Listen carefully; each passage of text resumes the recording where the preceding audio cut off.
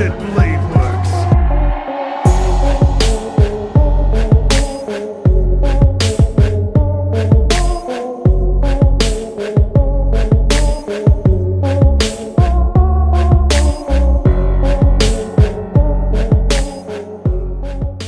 Hey, what is up, you guys? This is Silverfang, and today I'm back with another video. So today I'm gonna be doing Lancer of Black, aka Vlad, aka Dracula. So this guy's famous, man. This guy's famous. If you consider Hercules to be the most famous hero, then this guy is probably known as the most famous villain in myth ever. I think this guy's, when it comes to fame, this guy is up there with Hercules, Zeus, Hades, all those people. Everybody knows Dracula. Everybody knows Dracula. But I don't, aside from the horror stories that we all know and we heard probably as a child, like, I'm guessing most people don't know much to the actual myth of Dracula, so, or Vlad the Impaler. I feel like, I don't know if you guys saw this, but I think it was in 2012 maybe, a movie called Dracula came out, and I feel that they did a decent enough job of, you know, telling the actual story, the actual myth, not just putting Dracula as some villain. So I feel like they did a really good job there. So I like the bulk of what I know from Vlad, I actually learned from that movie. So I'm really curious to see like how the myth actually differs from what Annie News is gonna say and what they showed in the movie, because Annie News actually like does research and reads all like different source of myths. So I'm pretty curious to see how what was shown in the movie differs from what the actual mythology actually is. So I think Apocrypha took a very, they mentioned this, that he's known as a villain, and that's they did take that, they did have an interesting take on his story where he really wasn't a vampire, but since his story was created in that, how can I say this, his story was created around that, so his noble phantasm was to, well, one of his noble phantasms was to become a vampire, something that he really wasn't in real life, but due to his fame and mythology, it actually became his noble phantasm, which was really interesting. It was really interesting. I'm really curious to see this video, honestly. I was actually gonna do Semiramis today, and then I came across Vlad, and I'm like, oh, okay, yes, I want to do Vlad instead, because I'm really curious. This is like one of the few servants that from Fate that I actually know. So that's fun. So before we get started with the video, please like the video, please subscribe. Again, guys, if you want to see that Karna video, it's already been made. If you want to see that video, 300 subs, those two videos will drop as soon as I get 300 subs. They're gonna be out. So yes, Karna 300, easy. Wow, I should have done Leonidas for 300. Yeah, I should have done that, but hey, it just clicked right now. So yeah, let's just go with the video. I want to see what's going on with Vlad, aka Dracula, aka the Impaler, aka Lancer of Black. And by the way though, his fight with Karna was beastly. The first fight, because the second fight, you know, Karna kind of whooped his ass, but yeah. he tried to fight Karna the second time, but then if you've seen the show. So that's pretty much it. So let's just go right into the video. I never would have thought that out of the last 4 servants left to choose from, Vlad would be one of them.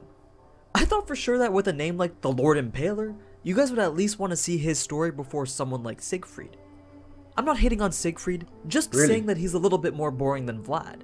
I mean, Siegfried's just some guy with a sword who can't die. Vlad, on the other hand, people were so scared of his legend that it molded his very being into something that shouldn't even exist. Now that's what we're talking about. So let's get into everything that we need to know about the Lancer of Black, aka Vlad Tepes, aka Vlad the Impaler, aka Vlad III, Dracula, the Prince of Wallachia. Oh my god, so unlike many of the other servants, Vlad's character is an actual historical figure who lived back in 15th century Romania. He was born in Transylvania as the second son of Vlad II, Dracula. His nickname, Dracula, derives from his father's to mean son of Dracul. Dracul, which came from the Latin word Draco, meaning dragon. Vlad's father, who I'll refer to as Dracul from now on, was part of the Order of the Dragon, which was a holy order made by the Roman Emperor Sigismund in order to stop the Ottoman invasion of Europe. Long story short, this was a point in time when the Ottoman Empire was trying to expand its territory all throughout Europe.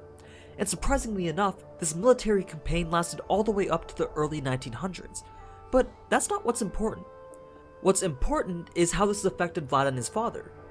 Around 1436, Dracul became what's essentially the king of Wallachia. But the Ottoman Empire wanted Wallachia as part of their territory. So Dracul, who wasn't really for getting invaded, decides to bend the knee. But that wasn't enough. The Ottoman Sultan ordered Dracul to travel to his camp so that Dracul could prove his loyalty in person. Vlad and his brother accompanied their father on this trip. But in good old Game of Thrones fashion, in order to ensure that loyalty was going to be kept, Vlad and his brother were taken as hostages. It was during this time that Vlad was taught various things like science, philosophy, and art, as well as how to ride a horse and fight. It was a rather tame form of captivity that Vlad's brother, Radu, actually took a liking to. Vlad, on the other hand, just wanted to escape. Fast forward a little bit, and Dracul finds himself fighting to defend his position as leader of Wallachia. He loses this fight for power and is killed by the Boyars, another family of nobility. The country then falls to the hands of Vladislav II.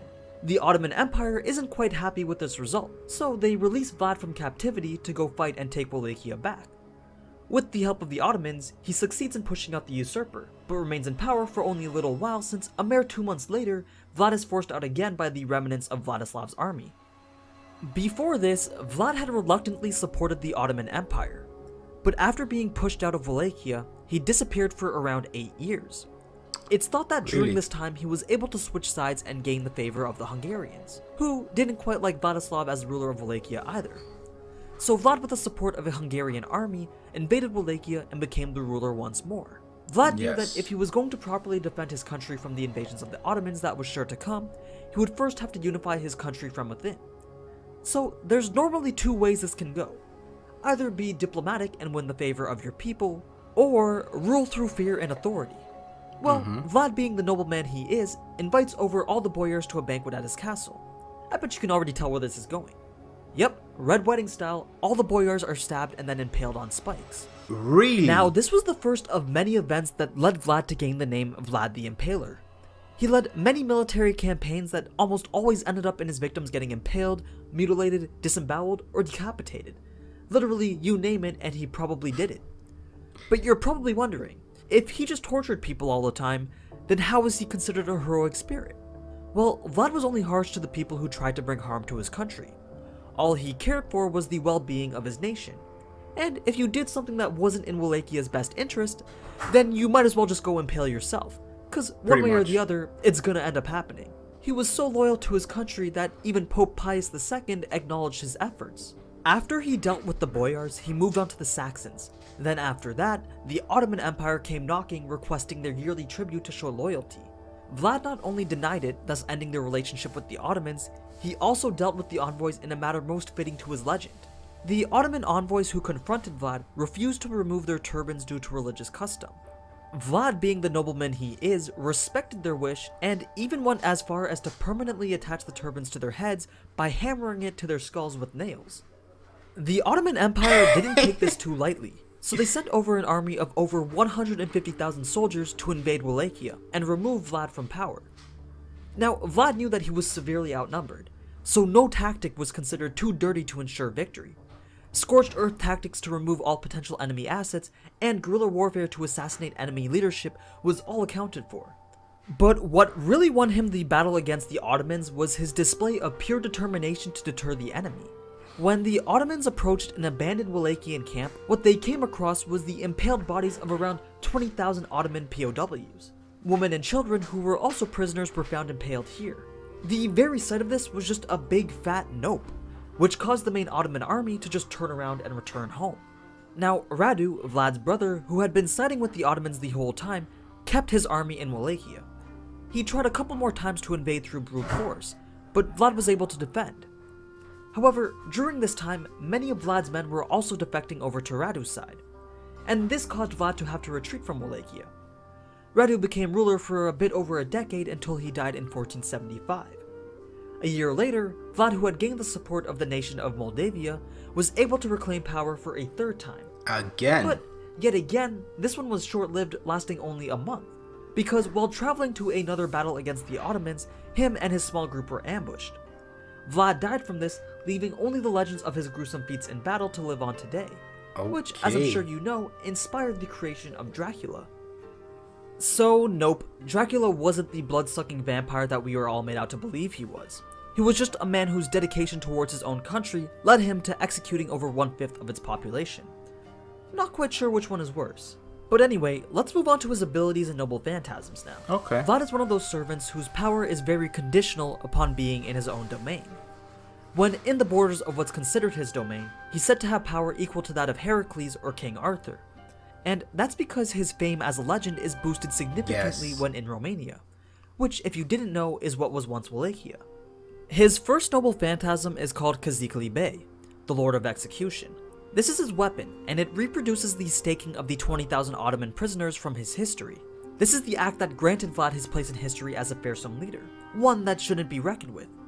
So it'd be expected that one of his noble phantasms would be based off of it. One of these stakes wouldn't do much to harm a servant because individually they're quite weak. But if 20,000 of them came rushing at you at once, then that's going to do a little bit of damage. It's the overwhelming onslaught of stakes constantly projecting themselves from the ground up into your face that makes this noble phantasm so powerful. Kazikli Bey can only be used within a radius of 1 kilometer of the area that has been marked as Vlad's domain by the demonic defender of the state skill. This allows him to mark an area as his domain by securing the border prior to a fight. That's why he was able to have so much power while in Tryphis. He had used this skill to transform it into his own domain. Vlad also has a spear that he personally fights with. It has a unique ability where if it touches an enemy even once while within Vlad's territory, then it can cause stakes to spawn from within the enemy's body.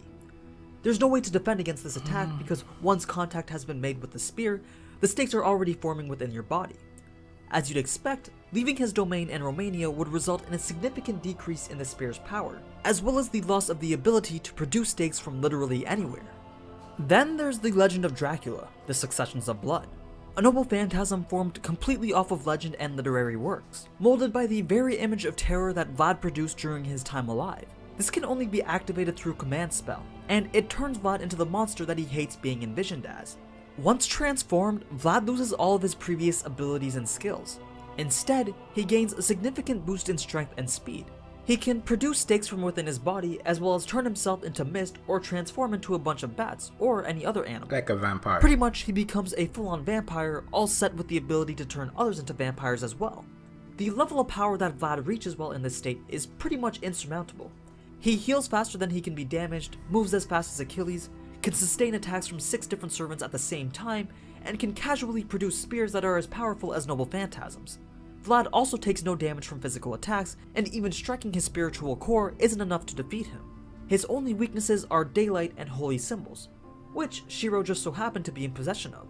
The only thing that would have stopped Vlad from turning his servants and the rest of the world into his vampire minions was Shiro's black keys and baptism rites, or Ruler's eternal luminosity, both of which are holy items. And that's Vlad. I really liked what they did with him in the show. Although his rampage was really short-lived, getting to see all the servants fight together against this monster and his minions like something straight out of COD Zombies got me super hyped. If Fate Apocrypha did something right, it would definitely have to be their action sequences. Anyway, that's it for the Lancer of Black. There's only 3 servants left, and the next one will probably end up being Chiron. But if you guys want to sway the vote and go for Avisbron, that'd be cool too. The Caster of Black fans have definitely been the most vocal in the polls, and I respect that. So maybe you guys can surprise them and have him chosen for next week's episode. As always, thanks for watching, and if you enjoyed this type of anime content, then you already know what to do. So until next time, ciao! Okay. Let me get it the middle right here. Alright. Vlad, Dracula. Oh my god. So basically, when it comes to his myth, pretty much only some parts were similar to the movie, some parts. But the most similar parts of the movie were the first few minutes of the actual myth, the part where he was captured and pretty much like taken as a hostage to another country. That was in the movie. And him impaling, yes, that has to be in the movie. His most famous skill that I forgot was the leader of what country, but that image, you can pretty much find it in any Dracula story ever. So yeah, that was crazy. So he basically became the king of his country like 3 different times. He went in, conquered, got dethroned, conquered, got dethroned, and then conquered again, and then got dethroned, ambushed, and died. So I mean, he wasn't a really successful king, but as a warrior, his battles were legendary, and the way he tortured his enemies, insane, while always taking care of his citizens and the people of his country. That's the key right there, because he isn't known as a hero worldwide, but to his people he is a hero, and that's what caused him to be a heroic spirit, which was pretty nice. He went into a lot of detail as well on his father, Dracula, I think was called Dracula, and I know he's also a heroic spirit, and I think I've gotten him in Fate Grand Order a few times. I've just sold him, honestly, but yeah, I have gotten him a few times. What else about the myth? That's pretty much the most interesting part. So basically, the whole image of Dracula the vampire wasn't him from actually being a vampire, but from actually the way he tortured people and his cruelness to his enemies. That was what created the whole persona of Dracula the vampire. And I don't know who came up with this, but I mean, don't get me wrong, the way he tortured people was pretty damn insane. Like, the funny part, like, these guys, I'm not good with countries, I don't remember the country's names, but he had a conference with the leaders of another country, and they refused to take off their turbans because of their religious customs. He killed all of them, and then with nails stick permanently the turbans to their heads. That's crazy. That's crazy. This guy has a disturbing sense of freaking cruelty, man. Like, wow, that is insane. So I don't have much else to say about the myth, except for the fact that it was pretty different from the movie. He wasn't an actual vampire. The differences between the actual myth and the movie that I mentioned before, it's a pretty good movie. I liked it a lot. Everything of his warrior history is pretty much in the movie, but then the movie does take the route of him becoming a vampire, etc., etc. Also, he does have a son and a wife, and yes, so the movie does go that route. But aside from that, then everything else about him being king, he being in countless battles, he impaling everybody, he been incredibly cruel to his enemies, him being an incredible leader, an amazing warrior, that's all in the movie. That's all there. Him being captured as a kid, all that is there. And then the movie takes the route of him actually becoming a vampire to prevent his country from being invaded. So it's a pretty good movie if you want to learn about Dracula. And then all you have to do is take out the vampire part thing in your head, and you pretty much had the whole myth right there. So it's a pretty good movie to watch. I've watched it a couple times, maybe like 3 times or throughout the years. So yeah, it's definitely a good movie. So let's go into his abilities. He has a few noble phantasms. I think he mentioned like 3. Well, he has 2 while in his normal state, and then he has a couple other powers when he becomes a vampire. So let's talk about his normal state. So first things first, he has a spear, which actually, before I talk about the spear, let's talk about the spikes that come out of the ground. So he has the power while he's in his domain, meaning either, I don't remember if he said that he could either claim a place as his domain, and then spikes come out in 100-meter radius wherever he wants them to come out. So that's pretty interesting. He did say though that the spikes weren't very strong, but what causes the actual damage is not the one spike, it's like the 100,000 spikes coming at you at the same time, and also the distraction of them coming constantly in your face, like from the ground in your face. Like, I remember the spikes weren't really, I think he showed a clip of it, but the spikes themselves weren't really all that strong because they couldn't even get through Karna's abs. Like, you know, like maybe Karna has some pretty decent abs, but like they couldn't get through his abs. I remember one of the spikes breaking. So yeah, but what actually causes the damage is not the one spike or getting impaled by one spike. It's like all the spikes coming at you together. And also that Vlad is a pretty incredible spearman.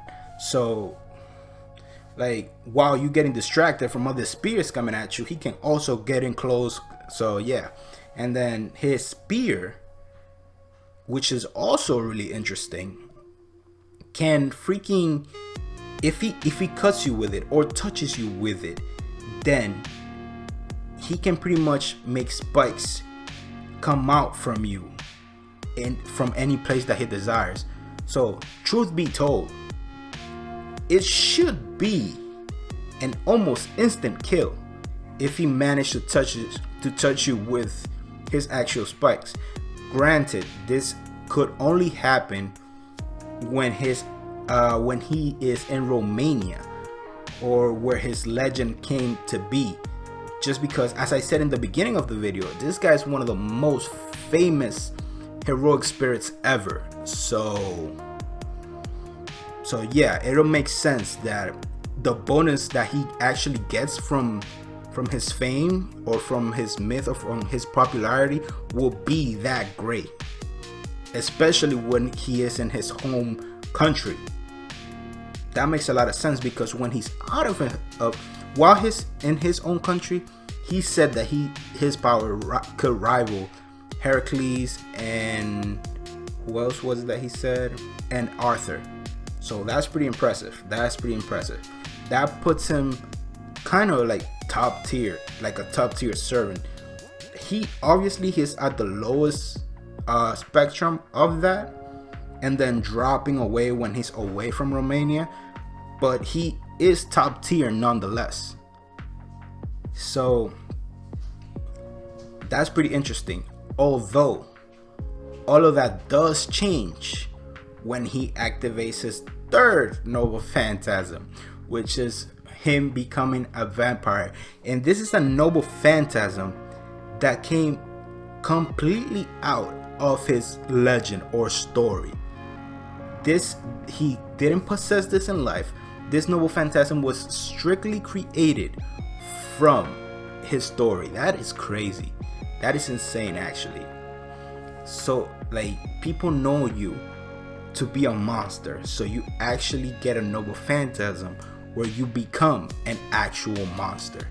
And I remember him being very reluctant to use that noble phantasm, and he would have never used it if he wasn't forced to use it by a command spell. So that's really interesting. He hates it, obviously, because everybody made him out to be a monster when he himself actually thinks of himself as an actual, like, savior to his people and a just ruler.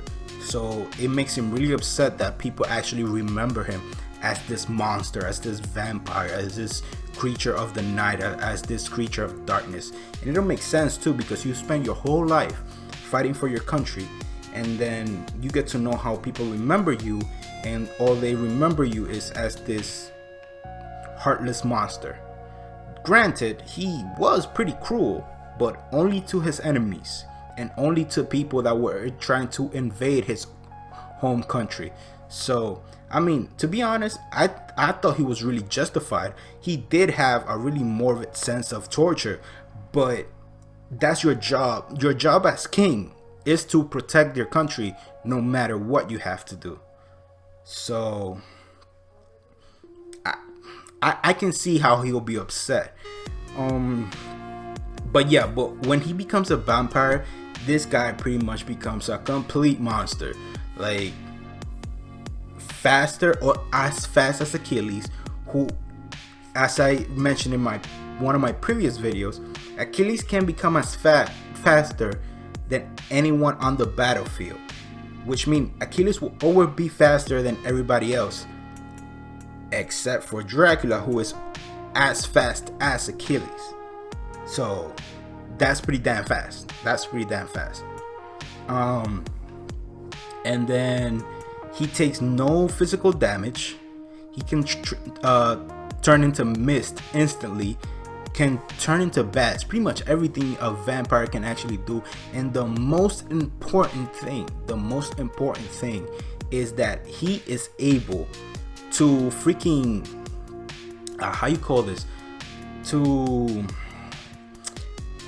freaking turn other people. I don't know if he could turn servants, but he can turn other people into vampires, which is pretty OP ability, especially if he could turn servants. That ability will be really OP. So that's really crazy. And he, again, as a vampire, he only has two weaknesses: holy symbols and sunlight. Pretty straightforward. Everybody knows the weaknesses of vampire, so those are two well-known weaknesses. But this guy is strong as hell. Like, this guy is strong. Again, he is top tier, especially when he transforms. He is top tier. Maybe in the lowest spectrum of that top tier list, but top tier nonetheless. And again, I would classify him probably, I don't think he is, he might be as strong as Achilles. Their powers are really similar. They're both invulnerable, both pretty fast, both pretty versatile. So I would put him around that spectrum of power, maybe. And then, of course, dropping off that completely when he's out of Romania and in his normal state. So I think that's pretty fair. But yeah, this guy's pretty strong. I really like this video, man. Like, it was really entertaining. It was really fun to learn about Dracula and his actual backstory. Like, not the horror stories that we all know, but his actual story. So that was pretty nice. I really like this video. So next time I think I'll be doing Semiramis, which was what I was intending to do today, but then I saw Vlad and then I was like, I want to do Vlad instead. So yeah, thank you guys for watching. I really appreciate it. Again, if you guys want to see Karna, subscribe. 300 subs. Hit that subscribe button. As soon as I hit 300 subs, those videos will drop. Thank you guys for watching. I really appreciate it. Please hit the like button, please hit the subscribe button, please comment in the comment section below. As always, if there's anything I missed, if there's anything that wasn't covered in the video, if there's anything that you guys would like me to know about Vlad, or anything you would like me to know about Fate, please comment down in the comment section below. You guys do a pretty good job of that. I can't complain, honestly. So thank you so much guys for watching, and as I always say, have a nice day and catch you guys in the next one.